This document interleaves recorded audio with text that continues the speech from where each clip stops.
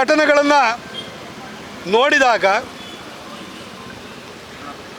ಈ ಹಿಂದೆ ಸಿದ್ದರಾಮಯ್ಯನವರು ಮುಖ್ಯಮಂತ್ರಿ ಆಗಿದ್ದಾಗ ನಡೆದಂಥ ಸರಣಿ ಘಟನೆಗಳು ಹಾಗೂ ಅವರು ಎರಡನೇ ಸಾರಿ ಮುಖ್ಯಮಂತ್ರಿ ಆದ ನಂತರ ಕಳೆದ 1.5 ವರ್ಷದಿಂದ ನಡೀತಾ ಇರುವಂತಹ ಸಮಾಜಘಾತುಕ ಪೈಶಾಚಿಕ ಕೃತ್ಯಗಳನ್ನು ನೋಡಿದರೆ ಭವಿಷ್ಯದಲ್ಲಿ ಏನು ಕಾದಿದೆ, ಎಂಥ ಪರಿಸ್ಥಿತಿ ನಿರ್ಮಾಣವಾಗಬಹುದು, ಯಾವ ರೀತಿ ಸನ್ನಿವೇಶ ಸೃಷ್ಟಿಯಾಗ್ತಿದೆ ಅನ್ನೋದ್ರ ಬಗ್ಗೆ ನಮ್ಮೆಲ್ಲರಿಗೂ ಕೂಡ ಒಂದು ಸ್ಪಷ್ಟ ಚಿತ್ರಣ ಬಂದಿದೆ. ನಾನು ಈ ಸಂದರ್ಭದಲ್ಲಿ ಒಂದು ಮಾತನ್ನು ಸ್ಪಷ್ಟವಾಗಿ ಹೇಳಲಿಕ್ಕೆ ಬಯಸ್ತೀನಿ. ಸಿದ್ದರಾಮಯ್ಯನವರ ಆಡಳಿತ ಇದೇ ರೀತಿ ಮುಂದುವರಿತು ಅಂತಂದರೆ ರಾಜ್ಯದಲ್ಲಿ ಯಾವ ರೀತಿ ಪರಿಸ್ಥಿತಿ ಸೃಷ್ಟಿಯಾಗುತ್ತೆ ಅಂದರೆ, ಕಾಂಗ್ರೆಸ್ ಪಕ್ಷ ಅದು ಸ್ವಾತಂತ್ರ್ಯ ನಂತರ ರಾಜಕೀಯ ಪಕ್ಷವಾಗಿ ರೂಪಾಂತರಗೊಂಡ ನಂತರ 1952ರಲ್ಲಿ ನಡೆದಂಥ ಮೊದಲನೇ ಲೋಕಸಭಾ ಚುನಾವಣೆ ಸಂದರ್ಭದಲ್ಲಿ ಪಕ್ಷದ ಚಿಹ್ನೆಯಾಗಿ ಗಾಂಧೀಜಿಯವರ ಮೇಲ್ಪಂಕ್ತಿಯ ಕಾರಣಕ್ಕೆ ಜೋಡೆತ್ತುಗಳನ್ನು ಚಿಹ್ನೆ ಆಗಿ ಪಡ್ಕೊಂಡಿತ್ತು. ತದನಂತರ ಕಾಂಗ್ರೆಸ್ಸು 1969 ನಂತರ ಒಡೆದು ಇಬ್ಬಾಗವಾದ ನಂತರ ಇವತ್ತು ಕಾಂಗ್ರೆಸ್ಸಿನ ಅಧಿನಾಯಕಿಯಾಗಿರುವ ಸೋನಿಯಾ ಗಾಂಧಿಯವರ ಅತ್ತೆ ಇಂದಿರಾ ಗಾಂಧಿಯವರು ಇಂದಿರಾ ಕಾಂಗ್ರೆಸ್ ಅಂತ ಹೇಳ್ಬಿಟ್ಟು ಕಾಂಗ್ರೆಸ್ ಆರ್ ಅಂತ ಹೇಳಿಬಿಟ್ಟು ಪ್ರತ್ಯೇಕವಾದಂಥ ಪಕ್ಷವನ್ನು ಸ್ಥಾಪನೆ ಮಾಡಿದ ನಂತರ ಜೋಡೆತ್ತು ಹೋಗಿ ಹಸುವಿನ ಕೆತ್ತಲನ್ನು ಕುಡಿತಾ ಇರುವಂಥ ಕರುವಿನ ಚಿತ್ರವನ್ನು ಪಕ್ಷದ ಚಿಹ್ನೆಯಾಗಿ ಪಡ್ಕೊಂಡ್ರು. ಆದರೆ ಇವತ್ತು ಸಿದ್ದರಾಮಯ್ಯನವರು, ಅದರಲ್ಲೂ ವಿಶೇಷವಾಗಿ ಅವರು ಈ ಮುಸಲ್ಮಾನರ ಓಲೈಕೆ ಮಾಡ್ತಿರೋಂಥದ್ದನ್ನು ನೋಡಿದರೆ, ಒಂದು ವೇಳೆ ಸಿದ್ದರಾಮಯ್ಯನವರು ಇನ್ನೇನು ಸದ್ಯದ್ರಲ್ಲಿ ಮುಖ್ಯಮಂತ್ರಿ ಸ್ಥಾನದಿಂದ ಇಳಿಸಿ ಅವ್ರನ್ನೇನಾದ್ರೂ ಕೂಡ ಖರ್ಗೆ ಅವರ ಸ್ಥಾನಕ್ಕೆ AICC ಅಧ್ಯಕ್ಷರನ್ನಾಗಿ ಏನಾದ್ರು ಮಾಡಿದರೆ, ಅಥವಾ ಅವರನ್ನು ಯಾವುದೇ ಸ್ಥಾನ ಕೊಡದಲ್ಲೇ ಅವ್ರನ್ನ ಮುಖ್ಯಮಂತ್ರಿ ಸ್ಥಾನದಿಂದ ಇಳಿಸೋಕೆ ಹೋದರೆ ಖಂಡಿತ ಅವರು ಕಾಂಗ್ರೆಸ್ಸನ್ನು ಇಬ್ಬಾಗ ಮಾಡ್ತಾರೆ. ಆವಾಗ ಈ ಸಿದ್ದರಾಮಯ್ಯನವರ ಓಲೈಕೆ ಮತ್ತು ತುಷ್ಟೀಕರಣವನ್ನು ನೋಡಿದರೆ, ಒಂದಕ್ಕೆ ಇಂದಿರಾ ಗಾಂಧಿಯವರ ಕಾಲದಲ್ಲಿ ಹಸುವಿನ ಕೆತ್ತಲು ಕುಡಿತಾ ಇರುವಂಥ ಕರುವಿನ ಚಿತ್ರವನ್ನು ಅವರು ಚಿಹ್ನೆಯಾಗಿ ಮಾಡ್ಕೊಂಡಿದ್ರು. ಸಿದ್ದರಾಮಯ್ಯನವರು ಏನಾದರೂ AICC ಅಧ್ಯಕ್ಷರಾದರೆ ಅಥವಾ ಇಲ್ಲೇ ಕಾಂಗ್ರೆಸ್ ಪಕ್ಷವನ್ನು ಇಬ್ಬಾಗವನ್ನು ಮಾಡಿ ಅಧಿಕಾರ ಉಳಿಸ್ಕೊಳ್ಳೋಕ್ಕೆ ಪ್ರತ್ಯೇಕ ಪಕ್ಷವನ್ನು ಮಾಡ್ತು ಅಂತಂದರೆ ಖಂಡಿತ ಅವರು ಹಸುವಿನ ಕೆತ್ತಲನ್ನು ಕುಯ್ತಾ ಇರುವಂತಹ ಕಟುಕ ಸಾವಿಯ ಚಿತ್ರವನ್ನು ಅವರು ಪಕ್ಷದ ಚಿಹ್ನೆಯಾಗಿ ಮಾಡ್ಕೊಳ್ತಾರೆ ಅನ್ನೋದ್ರ ಬಗ್ಗೆ ಅನುಮಾನನೇ ಬೇಡ. ಯಾಕೆ ಈ ಮಾತನ್ನು ಹೇಳ್ತಾ ಇದ್ದೀನಿ ಅಂತಂದರೆ, ಅಲ್ಲ, ಅವನು ಹಸುವಿನ ಕೆತ್ತಲನ್ನು ಕುಯ್ದಂಥವನು, ಅದನ್ನು ಕೊಚ್ಚಿದಂಥವನು ಮಾನಸಿಕ ಅಸ್ವಸ್ಥ ಅಂತ ಹೇಳ್ತಾನೆ.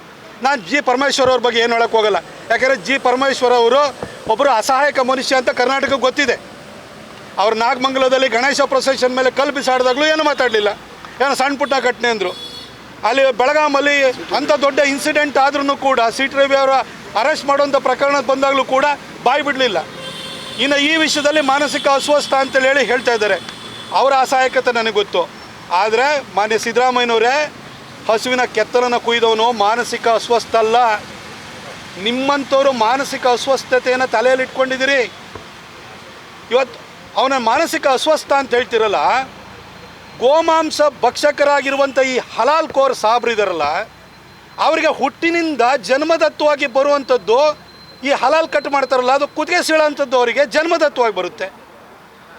ಈ ಸಾಬಣ್ಣ ಅವನಿಗೆ ಜನ್ಮದತ್ತವಾಗಿ ಬಂದಿರುವಂಥ ಗುಣವನ್ನು ಬಿಟ್ಟು, ಆ ಕುತ್ತಿಗೆ ಸೀಳೋದು ಬಿಟ್ಟು ಯಾಕೆ ಅವನು ಕೆತ್ತಲನ್ನು ಸೀಳ್ತಾನೆ?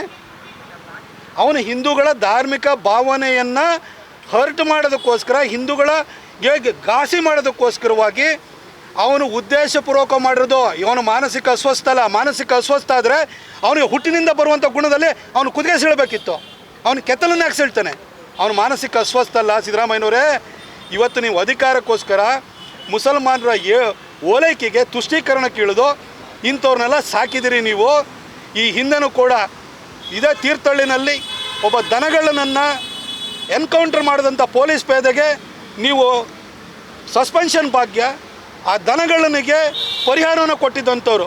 ಇವತ್ತು ನಿಮ್ಮ ಆಡಳಿತದಲ್ಲಿ ಇಂಥ ಘಟನೆಗಳು ನಡೀತಾ ಇದೆ ಅಂತಂದರೆ, ಮುಂದೆ ಈ ರಾಜ್ಯದಲ್ಲಿ ನೀವು ತಾಲಿಬಾನಿ ಸರ್ಕಾರವನ್ನು, ಆಡಳಿತವನ್ನು ಸ್ಥಾಪನೆ ಮಾಡೋದು ಭಾಳ ಸ್ಪಷ್ಟವಾಗಿ ಗೋಚರಿಸ್ತಿದೆ.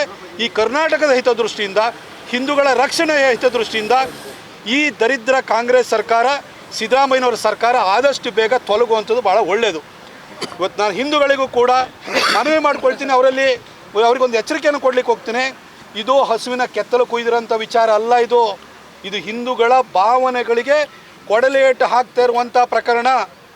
ಆ ಸಾಬಣ್ಣ ಅವನು ಮಾನಸಿಕ ಅಸ್ವಸ್ಥ ಅಲ್ಲ, ಅವನು ಉದ್ದೇಶಪೂರ್ವಕ ಮಾಡಿದ್ದಾನೆ.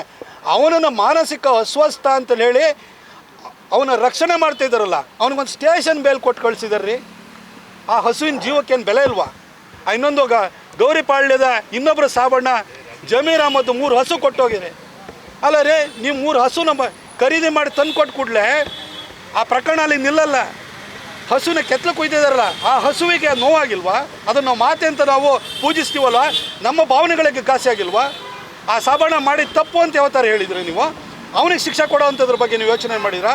ಒಂದು ಸಿ.ಟಿ. ರವಿ ಅವರು ಏನೋ ಅಂದರು ಅಂತೇಳಿ ಒಂದು ವಿಚಾರಕ್ಕೆ ಅದನ್ನೇ ಅವ್ರನ್ನ ಇಡೀ ಊರೆಲ್ಲ ಸುತ್ತಿಸಿರಿ, ಅವ್ರಿಗೆ ಕೊಡಬಾರ್ದು ಕಷ್ಟವನ್ನೆಲ್ಲ ಕೊಟ್ರಿ. ಆದರೆ ಇವತ್ತು ಹಸುವಿನ ಕೆತ್ತಲು ಕುಯ್ದಿರೋನ್ನ ಸ್ಟೇಷನ್ ಬೇಲ್ ಕೊಟ್ಟು ಕಳಿಸ್ತೀರಾ? ನೀವು ಯಾರೊಂದು ರಕ್ಷಣೆಯನ್ನು ಮಾಡ್ತಾಯಿದ್ದೀರಿ? ನೀವು ಈ ರಾಜ್ಯ ಜನತೆಗೆ ಭಾಳ ಸ್ಪಷ್ಟವಾಗಿದೆ. ಈ ಒಬ್ಬ ಜಮೀರ್ ಅಹಮದ್ ಅವರಂಥ ಅಡ್ವೈಸರ್ನ ಇಟ್ಕೊಂಡು ಆಡಳಿತ ನಡೆತಿರುವಂಥ ಸಿದ್ದರಾಮಯ್ಯನವರ ಈ ಒಂದು ಸರ್ಕಾರದಲ್ಲಿ ಹಿಂದೂಗಳಿಗಾಗಲಿ ಅಧಿಕಾರಿಗಳಿಗಾಗಲಿ ಯಾರಿಗೂ ರಕ್ಷಣೆ ಇಲ್ಲ ಅನ್ನೋದು ಭಾಳ ಸ್ಪಷ್ಟವಾಗ್ತಾಯಿದೆ.